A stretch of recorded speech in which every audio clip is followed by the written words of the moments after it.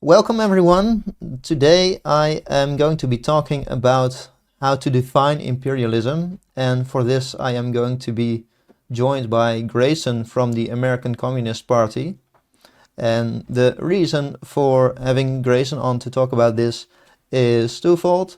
Firstly, I think our perspective on this are very similar, and secondly, of course, in at least my view, the United States being the imperialist power in the present day, the attention of the world on anti-imperialism in the United States is greater than in other countries because, well, it's sort of a one-to-many relationship. There's one empire and many oppressed, so to say, or subjected other entities or states. And so there's bound to be some anti-imperialist movements among these states, but it seems that anti-imperialism right now within the US is quite, you could say, non-existent or quite small. So to begin with, let's talk about how would you in general, so not necessarily in the current context, but what definition would you give of imperialism? So thanks for first having me on, and giving me this opportunity to talk about, of course, my own country. It's a bit of an interesting situation being in the belly of the beast, so to speak. The US is the leading imperialist power. In fact, I would say the only imperialist power that is, in fact, occupied by imperialism. If we understand imperialism as something that isn't simply the exertion of a national will over other countries, but is an impersonal system of finance, capital, and global exploitation. And that kind of will segue into how I understand imperialism, which is mostly informed not just by Lenin and the experience of 20th century Marxism Leninism, but also by the works of Michael Hudson, who I think has done an invaluable work in trying to understand imperialism in the context of unipolarity, in the system of dollar hegemony specifically. So I would say that, before imperialism, of course, is defined by this kind of inter-imperialist rivalry that you see between the great powers in World War One. But afterwards, there's a consolidation on behalf of the Anglo-American elite that kind of forms one separate bloc that is now standing up against an increasingly consolidated Eastern Bloc, represented by the Soviet Union in the 20th century. Um, and my view is that imperialism today, as I mentioned, is not simply the exertion of a national will against other smaller countries. One country invades another. That's not imperialism. Imperialism within a Marxist context is a system of extraction of value from weaker nations through financial mechanisms, primarily through debt dependency and US dollar dependency and trade imbalances. So it ensures that the core, um, the United States, and specifically the elite of the United States, um, are benefiting from this kind of unipolar, globalized economic system. Um, and I think also, to be a little bit controversial, but you might probably agree, even this kind of tendency towards monopolization and towards consolidation is already a stepping stone towards socialism. The decay and the degeneration of the capitalist system in the form of imperialism only means that what will be left after the defeat of imperialism is socialism. Something that I think we can open up to discussion now is not just the development of imperialism, but what that means for anti-imperialist fighters around the world. Because within my view, the defeat of imperialism and of the quote unquote, the West, so the Western Bloc, is tantamount to the defeat of capitalism itself. This is one system at this point. This is consolidated into one global hegemonic system that extends from the European Union to Zionism to NATO. This is all one system, and I think that increasingly Americans are actually attuned to that fact, but in a populistic and I would say proto-socialist form. They give context to this in the form of globalism, maybe in more schizoid circles, the Illuminati or whatever, but they're trying to capture some idea of a globalized system that is no longer accountable to any one nation or any one specific interest, but some kind of inhuman or alien interest, some interest that confronts them as something that is other. Um, so I think imperialism today, just to run it back to the basic question you asked, um, it's no longer the imperialism of Lenin's day. It's no longer the imperialism of separate blocks that are warring over market control. It is increasingly the system of globalized finance capital itself, and the export of this to countries which have not been broken down, have not had their political systems broken down to where their countries can be looted and pillaged, as they attempted to do in Russia after the fall of the Soviet Union, and which they've been trying to do in China, and they failed to do after 1989. So this is how I would define imperialism. Adding on to that, I think two important parts of imperialism, which are often overlooked in general characterizations of the phenomenon, are firstly the presence of an exploitative relationship, not to be confused with an uneven relationship. So in an uneven relationship, the benefits are not distributed equally or equitably, but in an exploitative relationship, the benefits of the economic core come at the expense of situation in the economic periphery. And that is why I think a lot of characterizations of imperialism fall flat, because it's basically when strong country attack weak country, and that's sort of I would say the liberal view. But to make this point, it's not even necessarily, as some I think Marxists would argue, a different sort of relationship under capitalism, because even if you go back to the Roman Empire, the relationship was still exploitative between economic periphery and core. The reason why, especially a Marxist framework, is necessary for understanding imperialism and divorcing it from this idea of, one country attacks another, it's imperialism, is it's a very ahistorical definition. It's kind of like when people define fascism as, you have a dictatorship, it's ultranational, or it's, I think the definition that Roger Griffin gave is maybe palingenetic ultranationalism, which can apply to the French Revolution as much as it can to Germany. So it's like this very ahistorical framework that people tend to apply to imperialism, where they then cast Russia's special military operation in Ukraine as an imperialist action. But within Marxism, imperialism is a logic behind capital at its, quote unquote, its latest stages, its most degenerate stage, when it's no longer about increasing the productive forces, but it's now primarily about extracting rent. It's this exploitative situation where the periphery is not only just looted, but it's that within the metropole itself, relations are increasingly defined based on rent and based on intangible forms of capital accumulation, which don't manifest themselves as intangible in the metropole, but of course across Africa, you have the ruthless exploitation of local populations, the promotion of these kind of, tin pot dictators. In Bolivia, for an example, with Morales getting couped by Áñez. I mean, these are expressions of an imperialist system that is not marked by the acquisition of territory. It's not like the United States is conquering territory, but it's built on the acquisition of labor in this globally integrated supply chain of finance capital. This is interesting to touch upon, because some people even argue that imperialism brings industrialization to the economic periphery, whereas it actually does the exact opposite. It turns the economic periphery into captive markets and resource colonies. So to go to a concrete example, we could rightly say that right now some of the West African Sahel states have anti-imperialist governments, including the government of Burkina Faso by Ibrahim Traoré. And in this sense, what you touched upon is like extractive relationship.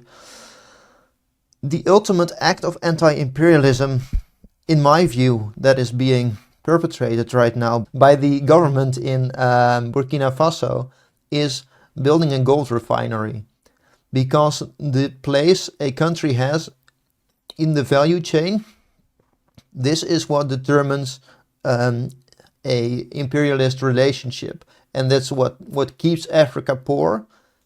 Like illicit financial flows going from Africa to Europe are more than all development aid put together.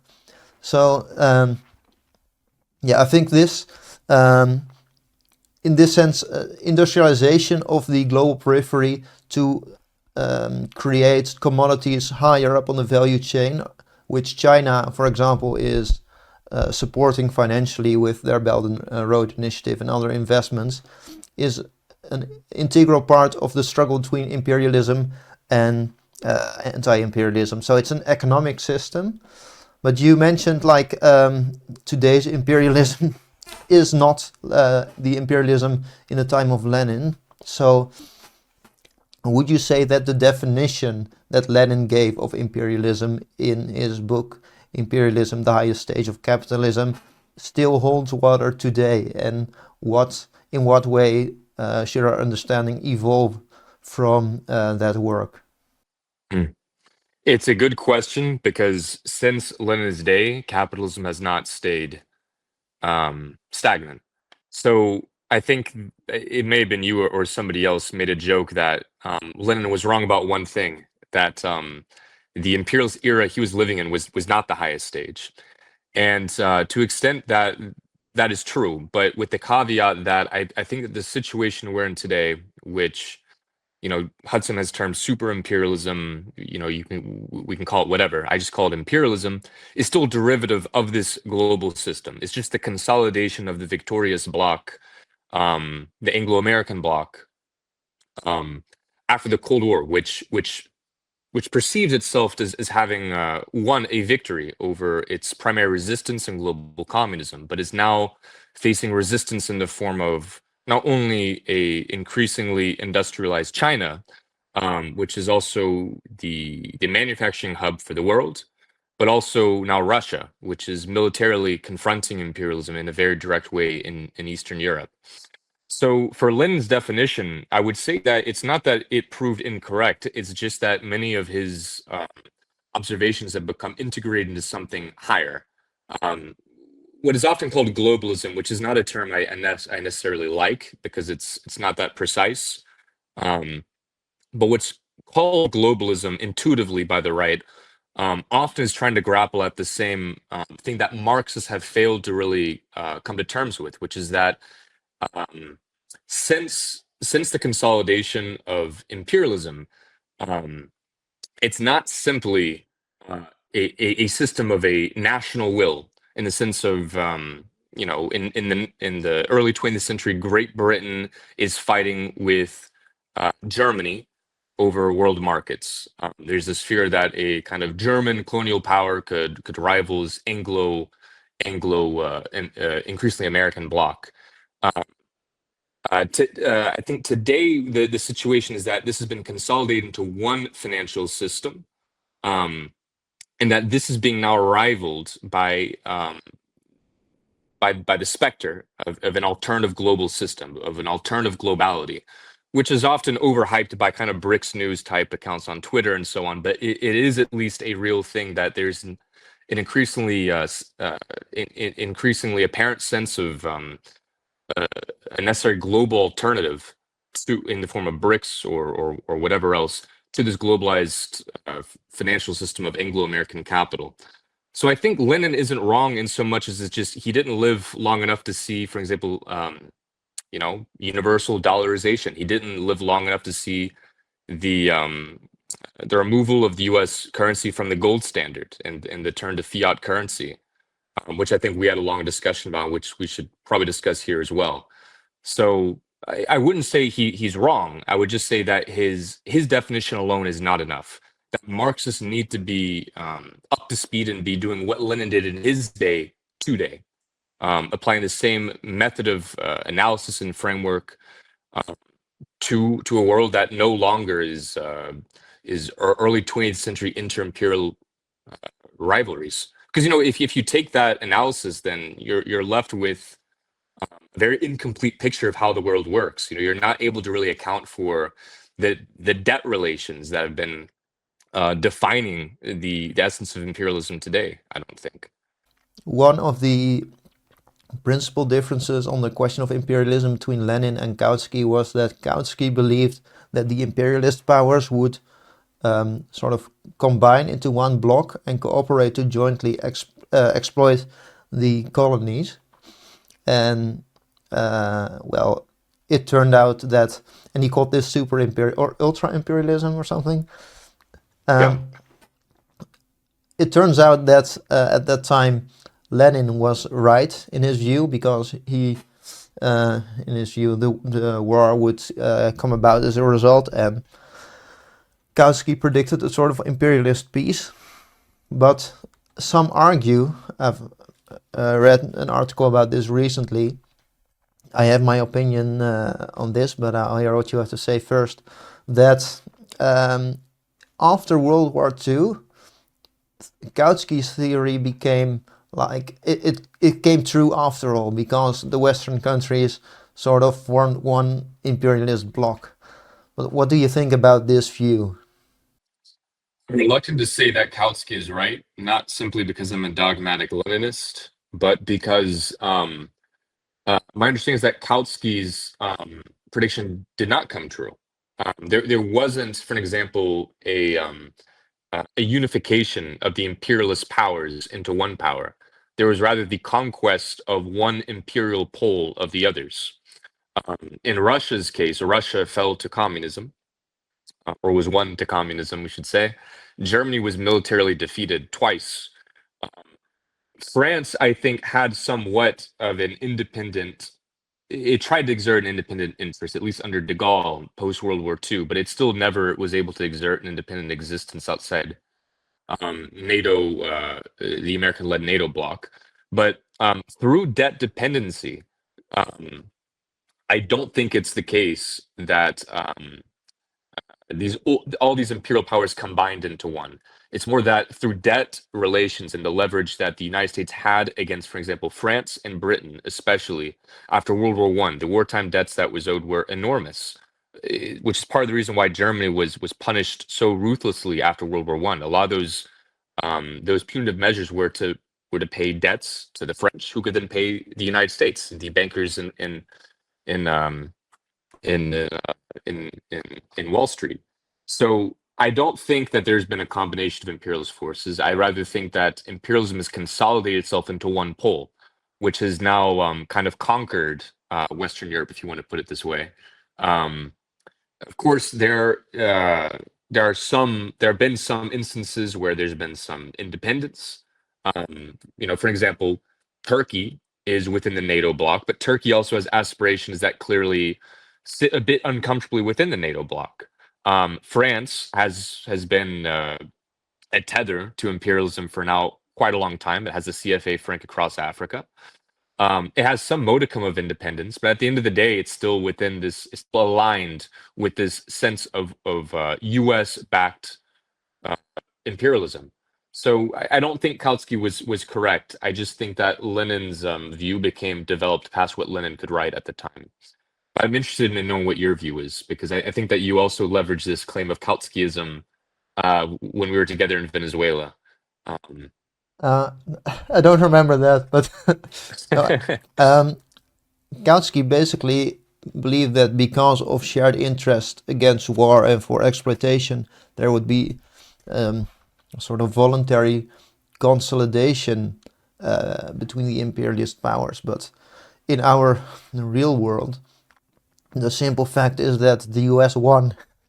There was no sort of contract, formal or informal, between imperialist powers. Okay, you could say NATO, but the bloc, so to speak, was formed before that happened. So if de facto one imperialist power takes control of the junior imperialist powers, that is something different than out of their economic interests, these imperialist powers pulling together into one geopolitical entity. we're in agreement, but I think to add nuance, it's specifically through contracts that the imperialist bloc was consolidated, specifically through debt. I mean, it was through the debt obligations that was owed to Wall Street bankers who were loaning out immense sums for the war effort in World War One, that led to Western Europe's indebtedness to an increasingly Anglo-American financial elite. I think much of the interwar years and the consolidation plans of the West is explained by this. And of course, post-war with the Marshall Plan. I mean, it's just a given that the U.S., by virtue of the immense funding of these kind of reconstruction efforts, but also the immense leverage it had after Europe was depleted of its industrial resources, of its industrial capital. It lost all of its colonies. It became increasingly dependent and had to lean on an increasingly globally oriented power centered in America. So that's kind of how I understand how the power shifted from Europe to America, and why America exclusively is the capital of the global imperialist empire. Western Europe and you could also say Japan are the junior partners, or at least that's how the post-war order was configured. But more recently, I've begun to think, okay, some say that Europe is an American colony, which is not entirely true because of the economic relationship that used to exist across the Atlantic order. But more recently, I think the relationship has more taken on a imperialist character because of how, due to the energy crisis in Europe, and well, we know how that happened. A lot of European industries have started moving out of Europe because the energy costs are prohibitively high. And one of the main places where they settle, by the way, which is being subsidized by that country, is in the United States. So, in this sense, there is a directly extractive, or as Lenin described it, parasitic relationship between Europe and the US. But yeah, I wonder how you view this. In terms of the U.S. kind of parasitizing off of Europe, I think there's an extent to which this is true, but at the same time, the American people are also being fleeced by the same kind of international cartels. Um, this is more to my point at the very beginning when, and I think it's taken for granted by the both of us, but maybe for the audience, that imperialism is not about national will. The assertion of a national will of America's interests against Europe.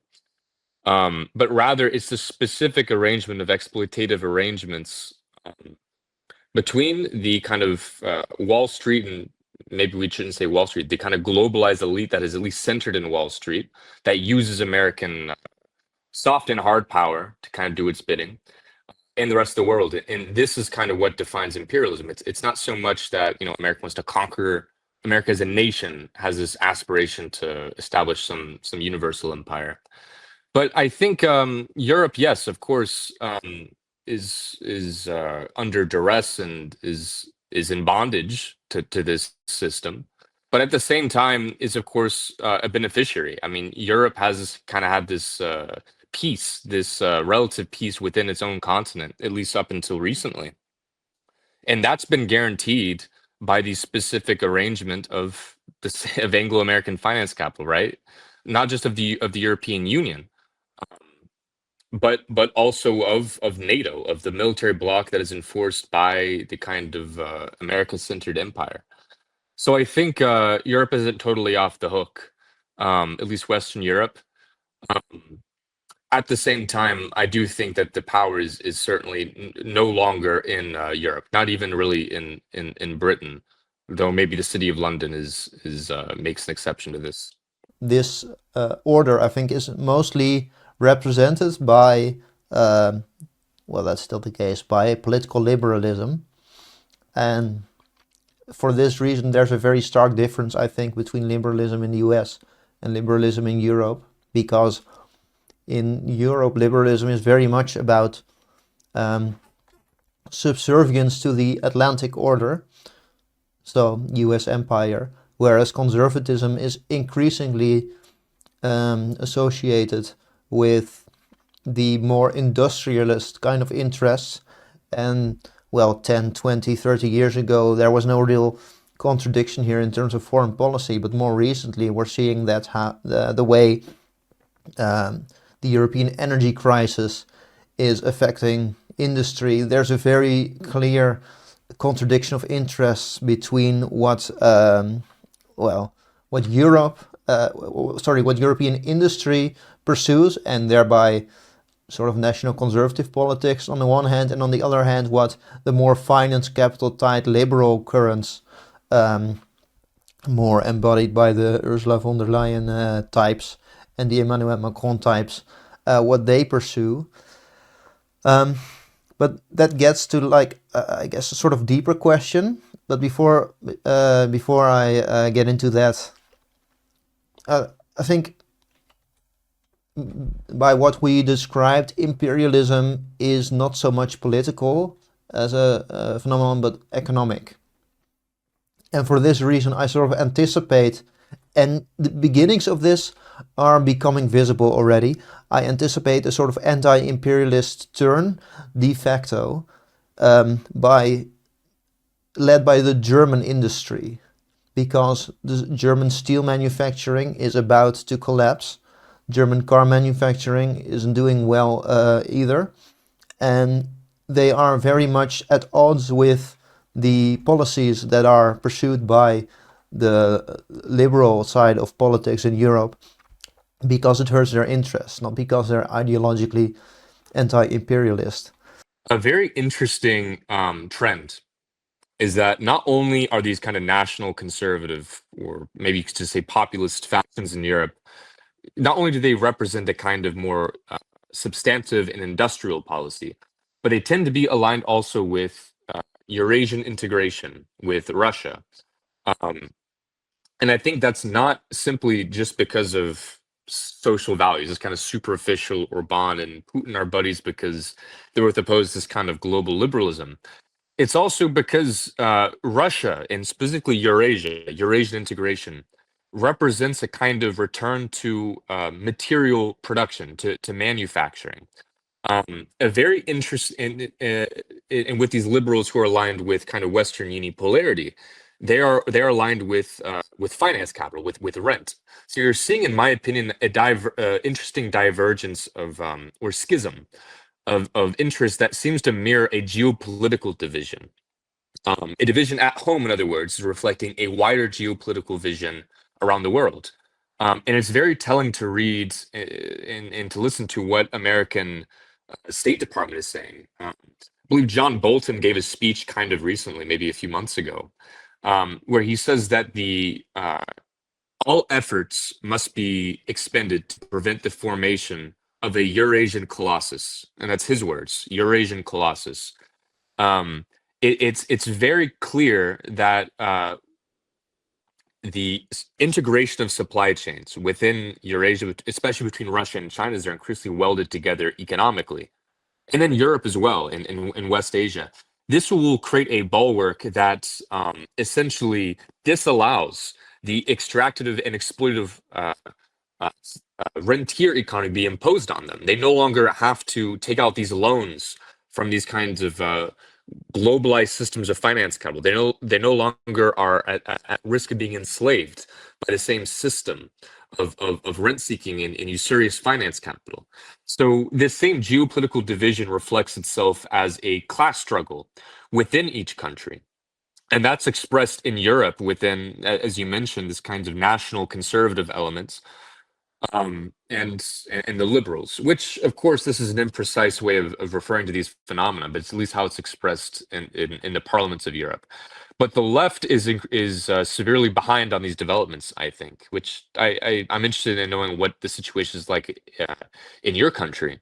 But my impression is that the communists and anti-imperialist forces in Europe are not yet attuned to this kind of realignment of class interests and polarities, which seem to mirror also these wider geopolitical divisions. Yeah, that's absolutely right. I mean, there are some exceptions to that rule, but in general, this is the case. Um, and of course, this portrayal is very schematic as well. There's no consistency in this. For example, in the Netherlands, the most not the biggest, but the most visible National Conservative Party um, sort of uh, claims to be anti-Zionist, and they do take some votes which support this view, but they're also very anti-immigrant. So recently, when in Amsterdam there were, I would say, anti-fascist resistance mobilizations by Dutch Moroccans against Israeli hooligans who came at the football match. Um, this party totally flipped and turned on these protesters and called them and said something like, "Okay, this is what you get if you go for a multicultural society," or something along those lines. And there's very little consistency in this, but if you zoom out, the trends, and in the same vein, someone like Viktor Orban, who you mentioned, like he's often portrayed as pro-Russian. He isn't. He is just ideologically national conservative, okay, but he's very transactional. So recently, the 15th package of sanctions was passed on Russia. So, well, we can see how that's going by the EU. And that means that for 15 times already, Viktor Orban has allowed these sanctions on Russia to go through. So he doesn't block them, he just makes a stink, then gets something in return, and then he goes along with it. So that's sort of um, Hungary's modus operandi. But in terms of the left, there is very little understanding among the left. Okay, some are, you could say, anti-American in the sense that they recognize the U.S. as an imperialist power, but they are also very anti-populist. Oftentimes, there's some notable exceptions, of course, but this, especially in the Netherlands, which is also coincidentally, I believe, the most pro-NATO country in NATO.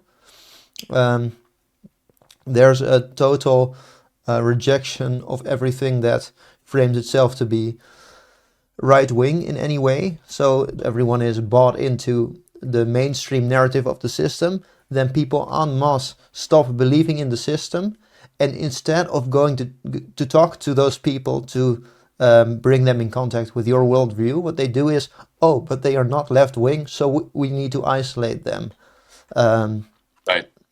which is ultimately self-defeating, of course. Um, right now, next year, there is a NATO summit in the Netherlands, and there's one organization which said they want to want to organize a broad front mobilization against this summit, but they only want to include leftist groups, and they explicitly said that they want to avoid right-wing people from joining them. So I guess that's where the European left is at this moment. Well, it's also shared by the American left. I mean, not to interrupt you, but the same kind of ideological filtration system has led to the absurd conclusion of the American and Canadian official, now in our opinion liquidated, but the official Communist Party USA and Communist Party of Canada denounced the trucker strike, the Freedom Convoy. The reason being because they didn't pass the ideological checklist for what makes a left winger in their book, which, as you can tell, has been a great success. The American left is a very powerful force, of course. Um, but because these striking truckers, the backbone of these nations, were flying MAGA flags, or because they have beards and they look like manly men, they are uh, they are a priori dismissed for ideological reasons, and it should be a red flag for any materialist, anyone who subscribes to the basic Marxist-Leninist worldview, that you do not begin from ideological designations of people. You don't begin from ideological purity, but you begin from class, from class interests, from class basis, and you go down to the people to win them over. You don't simply say that because they are not left wing, we have to dismiss them. This is an ideological perspective, and I also think that one that's increasingly antiquated. I mean, what does it mean to be left wing in Europe or America? At least at a superficial level, it just means that you are aligned with a specific part of the status quo, with the Democratic Party in the United States. It just refers to proximity to Biden Harris, or to Kamala. Um, I mean, there's a tremendous realignment of forces going on, in my opinion, across Western Europe and the United States. And the old form of socialist politics is increasingly showing itself to be incompatible, at least the forms that it's been expressed in. And that's why you have, especially after Russia's special military operation, a split even within communist parties and communist organizations globally. I mean, we know the KKE's position on the matter is basically been to denounce Russia. Whereas other communist parties, for example, in Russia itself, they've been at the forefront of not just encouraging the special military operation, but have been some of the firmest supporters of the war as it's been as it's been proceeding. So I think the same sickness that's endemic to the European left is also repeated here in the United States. And in my view, we're in a period of transition where those parties which are not willing, for an example, um, to update their conceptual understandings are going to be left behind. They're going to be increasingly irrelevant and kind of occupying these fossilized remnants of 20th century socialist politics that are no longer up to speed with a system that is defined by an entirely, maybe we could say, a new political economy. Um, You have to wonder though, who is wrong? I mean, we can say those who identify with the left are not really left, and then make an argument. You know, if you go back to the 1930s and ask, show me a traditional leftist, um, today that would be like a Trumper or something, like a trucker or a steel worker. So the image of the typical leftist has changed, and where the view of the right of what the left is basically illiberal, and the view of much of the left of what the left is also basically illiberal. And then there's these tiny factions, which I believe we are a part of, which go, hold on, but that's technically not correct. But is it though? Because are labels defined by their historical meaning or by their current social reality? Have we, in this sense, lost the left? I mean, that's not really a relevant question in terms of organizing, because it's just how do you call something, but yeah. it comes to mind with the point you made. But I think it does matter, not just as a pedantic point, because I mean, to some extent, you're right. It's just labels. I mean, at the end of the day, you can call it whatever you want. But the tradition does matter, and the reason why it matters is the same reason why we identify as communists today. I mean, you can have the conclusion, for an example, that the meaning of communism has changed, and now communism means whatever George Soros is doing, which is the view of the right, and for the most part. But it still doesn't capture the truth behind the American deep state, which is founded on specifically anti-communism. So this label and this tradition of the left, it's useful because it illuminates the present struggle. It shows its genesis. It shows where it has been going. And I think it's superfluous to talk about it between us, but Marxism has a um, is able to clarify the existing world order in a way that other kind of ideologies or systems of thought are fundamentally unable to. When it comes to the left, has it simply become something new, and should we adapt to this or not? I think it's a fair question, and I don't want to be playing, no true Scotsman of saying like they're not the real left. But at the same time, the left historically has always meant what? It's meant the party of movement, of change, of overthrowing the existing order, of this kind of identification with revolution, with the kind of revolutionary modernity. Um, is that same phenomenon being captured by today's left? Or are they simply appropriating the aesthetic of the left, the old form of the left, to defend the status quo, to defend the regime of finance capital, of imperialism? And I think when viewed in that light, we don't have to play no true Scotsman of saying, it's just a fake left. You guys read it wrong. It's more that reality has changed at a pace that the left has not catched up with, and the ruling elite are very cunning. I mean, it's not like they play these ideological games where they care about what someone calls themselves. It's what they are in their essence.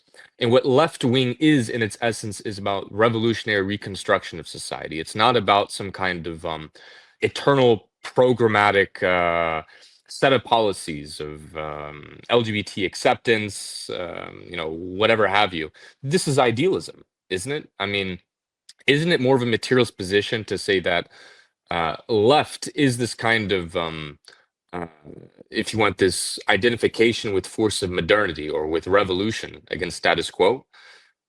I mean, to some extent, one can say this is a perennialist argument. This is kind of a perennial philosophy expressed through different eras or whatever in different forms. But I think that identifying the left as party of movement is able to at least clarify why is it today that the right seems to be the insurgent party. I mean, historically, the demographics have shifted in a way that the old left wing cannot account for. We can only account for it if we assume that left and right have basically become mixed up today. They've lost their meaning in the way that they at least traditionally have been used. And I think demographically you can see this. I mean, when people think of leftists, they think of baristas, they think of students, they think of kind of like cultural or social workers. Whereas historically, the left is represented by proletarian labor, by a raised fist, by a hammer and sickle. So it would be very odd to make the case that left has simply changed to be the party of grad students and kind of parasitic populations.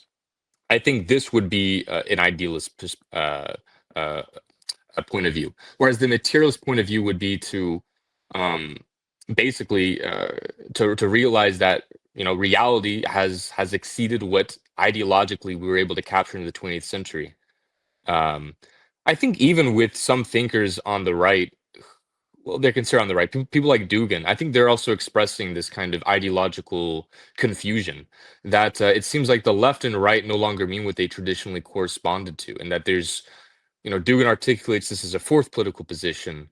But in my view, it's still this basic polarity of, let's say, left and right, um, which of course is just our way to express a reality that precedes us. It's not something that is responsible for this reality. It's not that reality is built on principles of left and right wing that are fighting one another, but these designations are supposed to elucidate reality, to give expression to what is actually happening, Right.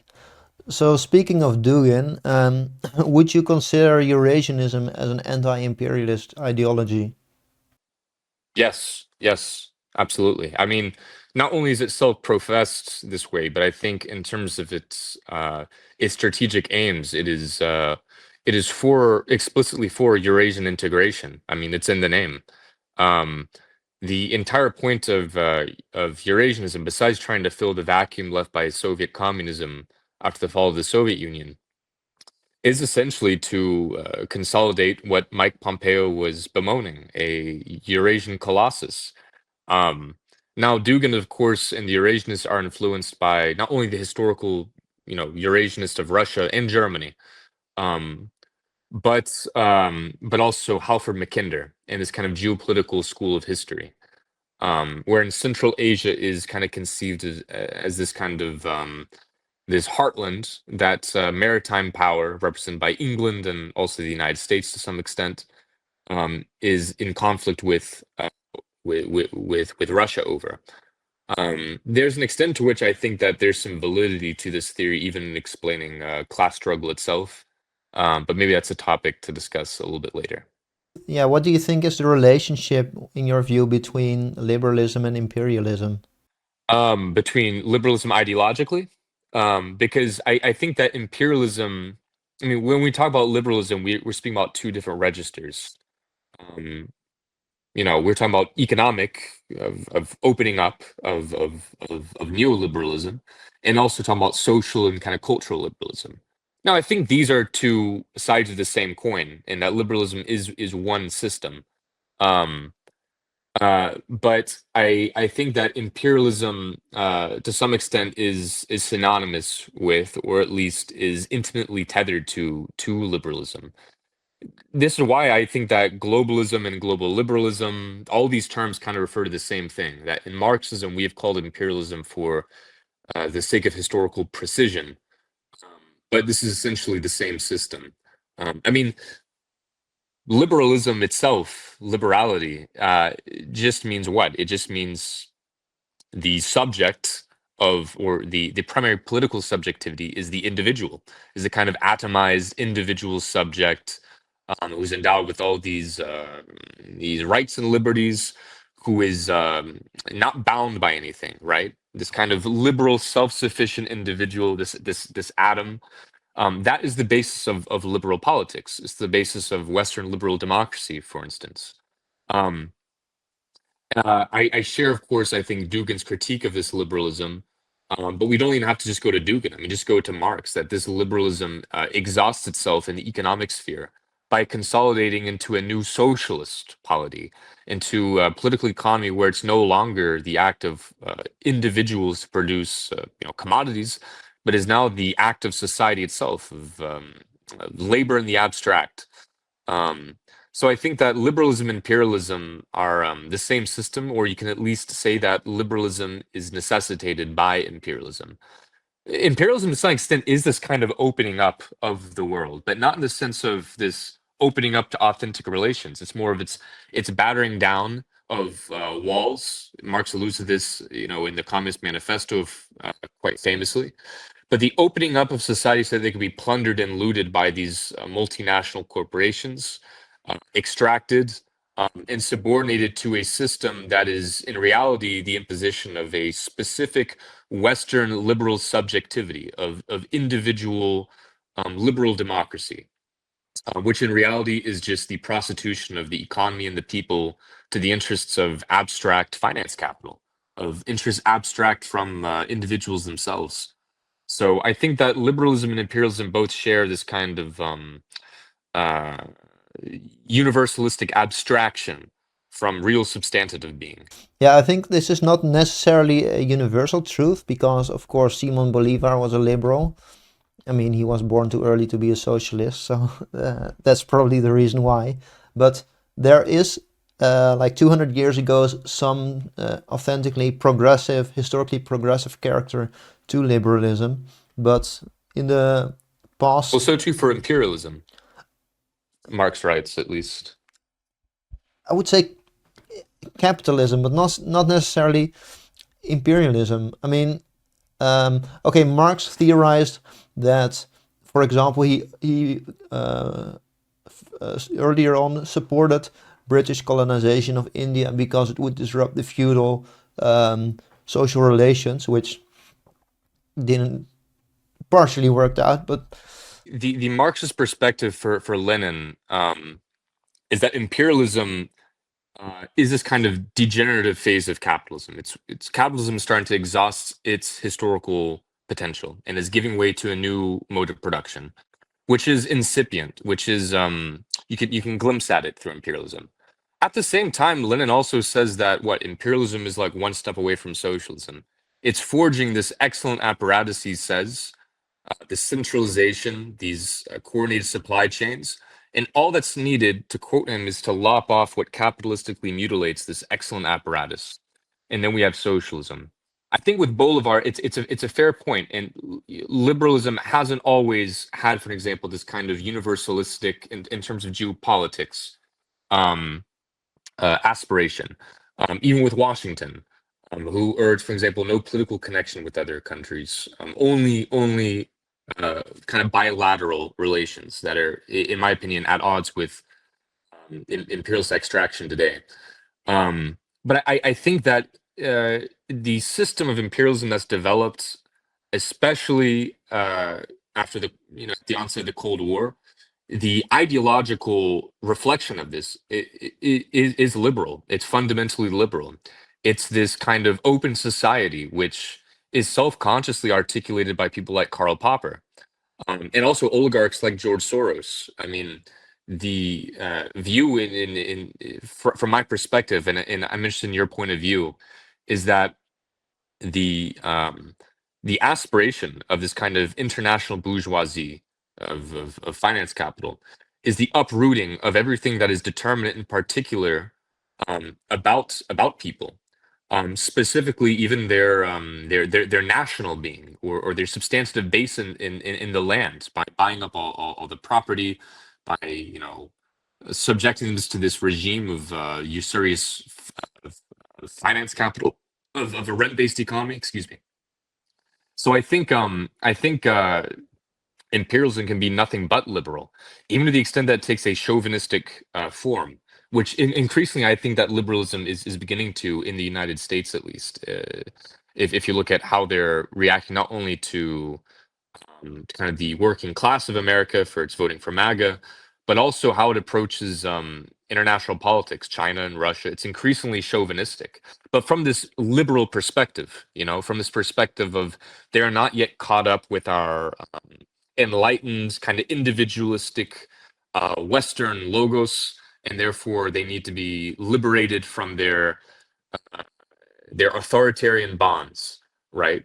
That is actually not at all new. I mean, this was basically the British Empire, liberal in most ways and very chauvinistic. I mean, of all the things you can accuse the Brits of a lack of chauvinism is not one of them, right? So, but liberalism, I think the relationship between liberalism and imperialism is the relationship between a job and a toolbox. Because the job that needs to get done in the eyes of finance capital is imperialism, and liberalism in all its dimensions offers the ideal tool to do this. So cultural liberalism very much serves to atomize, to alienate people from one another, to break down social structures which traditionally tend to be organizing bulwarks against things like austerity and privatization. That's a very important way to break open certain sectors, like, for example, elderly care for financialization, which is what has been happening under neoliberalism. Cultural liberalism also serves to legitimize, with its universalism, power projection into other cultures. It serves to legitimize bellicose attitudes towards countries like Iran and Russia. Economic liberalism serves to make more of the economy ripe for exploitation by capital. International liberalism basically reinforces this dynamic through sets of international institutions which are mostly dominated by the United States to perpetuate this. So in all of these different dimensions, liberalism does, I think, serve as the toolbox of empire. But then the question becomes how, or maybe it's a beginning of an answer to that question, within the imperialist countries, so within the NATO countries, how to combat imperialism. What is the primary task or the primary modus operandi that needs to be pursued in order to effectively push back against imperialism? I think it's a great question. There's very little if anything, that I disagree with you about as far as liberalism and imperialism are related. So before I answer the question of kind of what is to be done, at least in my opinion, um, the maybe just to concisely summarize what you stated is that liberalism is the ideological vector of imperialism. It is kind of the softening up and deliverance of countries culturally, economically, or whatever else have you, to this kind of geopolitical arrangement. And on the other hand, this geopolitical arrangement, which we call imperialism, um, is the material infrastructure that supports and undergirds this kind of global liberalism, which cannot exist except for the the imposition of Anglo-American finance capital on these countries. As far as what is to be done, um, uh, I am of the opinion that the form of left-wing politics that's been expressed in the United States and Western Europe is for the most part antiquated. We would not have founded ACP, reconstituting the Communist Party, if we thought otherwise. The reason being, the reason why it's been antiquated is not only because of infiltration by the federal government of the historical communist parties or their ideological conformity to the project of imperialism and the European Union, which I think you can make the case for in the case of Eurocommunism, but also because there needs to be a popular front strategy pursued by anti-imperialists in the West, but that popular front cannot be a pan-leftist front. There's a big error with interpreting what popular front means, I think, within communist circles today, wherein people think that popular front means that we're uniting the left behind a platform that's opposed to capitalism, imperialism, and so on. But popular front for the Comintern was what? It was an alliance of all democratic and anti-fascist parties against a fascist enemy. And what constituted its democratic basis was not its institutional democratic form, not, for example, the Democratic Party or so on, but its basis in the demos, in the people. It's a kind of organic. I think what you would call it a populist. It's populistic support. So my view is that anti-imperialist forces should align themselves with all anti-hegemonic forces in their home countries, whether that be libertarians in the United States who oppose the American empire, who oppose, for example, the universal dollarization, and also, of course, distant left-wing circles, but to consolidate this into one bloc that is opposed to the status quo, to the two-party duopoly, at least in the United States. And the task of communists is simply to become the leading force within that bloc, to be the people who, through deed, not through just word, but through action, are able to see the furthest and to fight the hardest for the interests of this kind of shared popular front struggle. So I think first and foremost, leftists should revisit what they consider the left, which is why I think that question you posed earlier was actually quite valid. It's not just a pedantic question, because it's a question of alliances and polarities, and that a left that is worth its weight needs to realize that self-professed, even some anti-leftists in MAGA, for an example, I think the Make America Great Again as a whole is anti-establishment, is anti-hegemonic. There are tendencies within it that I think have been co-opted and will be co-opted in the service of the status quo, and its future is less certain. I think every day, especially as Trump's presidency looms nearer.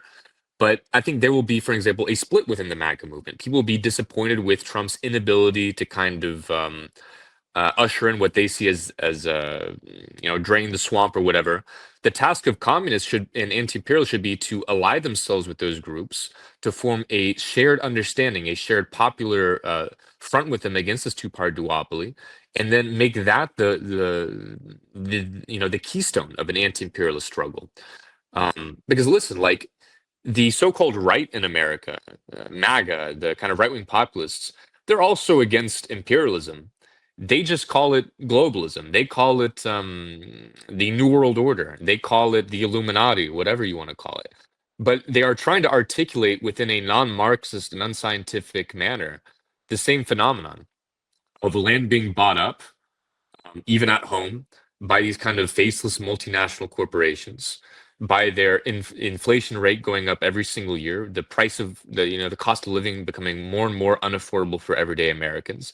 They're feeling it at home, but they're lacking the language and the conceptual toolbox to be able to unpack this and oppose it in any meaningful way. So my opinion is that Marxists should ally themselves with these strata, and to simply be patient and work within them, um, to try and articulate within a language that is accessible without compromising or tailing the masses, but which is also accessible to them, which meets them at the conscience that they're at, and develops that into a cogent tool for opposing the existing order. I'm less familiar with Europe's situation, at least in the Netherlands, but my view is similar, that left wing that Marxist Leninist forces should ally themselves with any anti-establishment and populistic forces that seek to overturn the rule of the EU technocrats and the kind of Brussels dictatorship. Fortunately or unfortunately, we don't need to have any illusions about the, you could say, even existence of the Marxist-Leninist left in the Netherlands. I think we're heading towards time to wrap up, but one interesting anecdote. We have one communist party, which is called the New Communist Party of the Netherlands, and I spoke to someone from this party about the situation. Actually, no, this is what they stated on their website as their official position, and they said, "We oppose both NATO and Russian imperialism."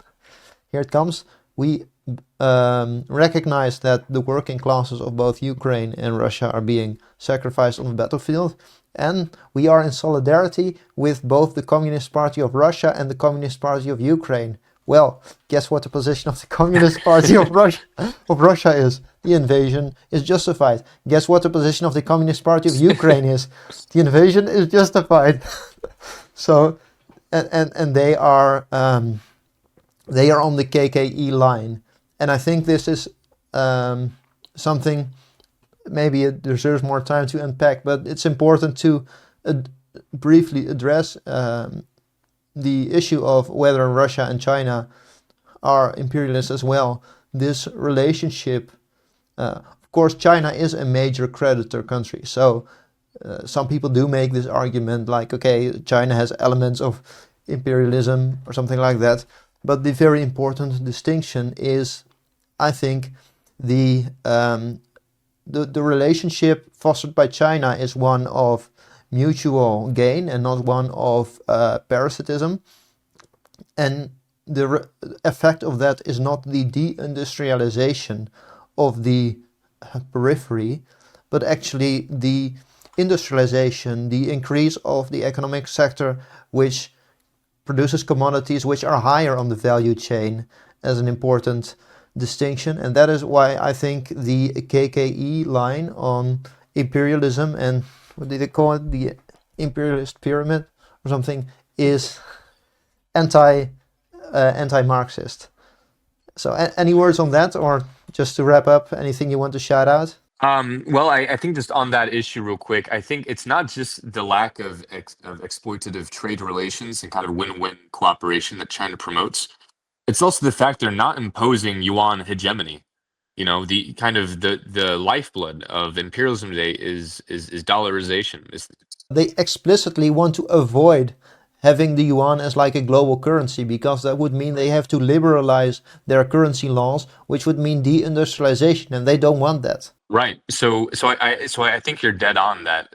It's not just for the fact that it's promoting kind of win-win bilateral cooperation, and also promoting material infrastructure that is forging the basis for it's forging the material basis, for example, for an African Renaissance, in my view, with its not simply looting resources and leaving them with nothing, not leaving them with lectures, as kind of is joked about across Africa, but is leaving them with ports, with railway, with hospitals, which things that increase with are also negotiated on very I think in very charitable ways. But also this lack of yuan hegemony. I mean, this is a keystone to understanding imperialism today, which is why I guess to shout out, I guess to encourage people to read Michael Hudson. I mean, Super Imperialism It's actually a rather old book from the 1970s, I believe, but it's been updated. It still holds weight today. But I think that it's crucial that Marxists and Marxist-Leninists um, look beyond the kind of traditional coda. I mean, Michael Hudson is within the tradition. He's a self-proclaimed Marxist. He's a political economist. But my point is that we are in a new era, and clearly our world is at a precipice. We're entering into a new form of, maybe you can call it a form of capitalism, uh, or later stage imperialism, or lower stage socialism. Who knows? We're entering a new era, and the conceptual apparatus that Marxists have been relying on, I think, is increasingly antiquated. You can't simply just rely on David Harvey lectures to make sense of the world. So I think that, in the words of Lenin, enrich your mind with all the wealth of mankind, and uh, this is the reason why I think many of us in InfraRed, especially, have kind of drawn from sources that are not typically accessed by orthodox Marxist-Leninists, whether that be French theory, psychoanalysis, or people like Zizek, who have horrendous political takes, but whose work, I think, on dialectical materialism, though erroneous in the end, I think are fundamental for a Marxist politics today. Um, so I think my shout out is to Michael Hudson, to read, to update yourself on political economy, and study China, because I think that increasingly China is economically going to be the basis for development across the world. And Marxists should familiarize themselves not just with how it works, but also um, ideologically how to make sense of this within a Marxist-Leninist framework. Thank you very much. Thank you.